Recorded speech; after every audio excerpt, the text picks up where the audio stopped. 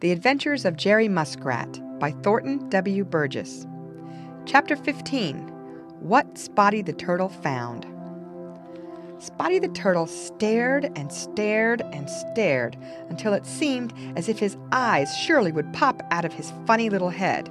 Of course, he could believe his own eyes, and yet, well, if anybody else had seen what he was looking at and had told him about it, he wouldn't have believed it. No, sir, he wouldn't have believed it. You see, he couldn't have believed it because it didn't seem as if it could be really and truly so. He wondered if the sun shining in his eyes made him think he saw more than he really did see, so he carefully changed his position. It made no difference. Then Spotty was sure that what he saw was real and that he had found the cause of the trouble in the Laughing Brook, which had made it stop laughing and the Smiling Pool stop smiling. Spotty the Turtle was feeling pretty good. In fact, Spotty was feeling very good indeed because he had been the first to find out what was the matter with the Laughing Brook. At least he thought that he was the first, and he was of all the little people who live in the Smiling Pool. Only old Mr. Buzzard had been before him, and he didn't count because his wings are broad, and all he had to do was to sail over the Green Forest and look down.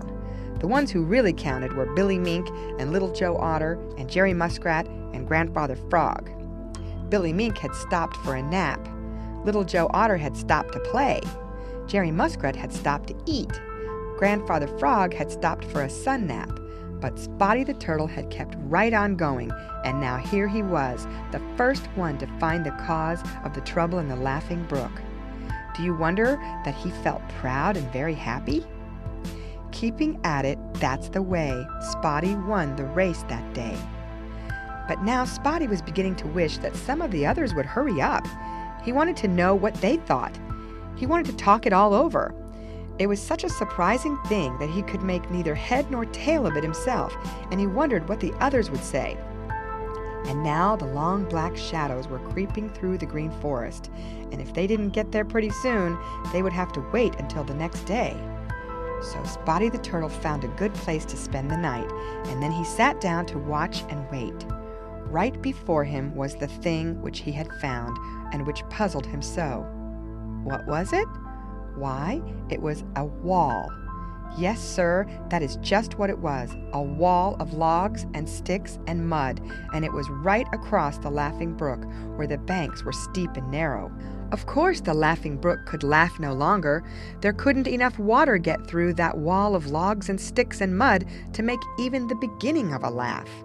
Spotty wondered what lay behind that wall, and who had built it, and what for, and a lot of other things.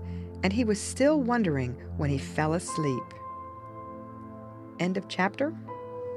Read by Lorraine Montgomery for Lit2Go on the web at fcit.usf.edu.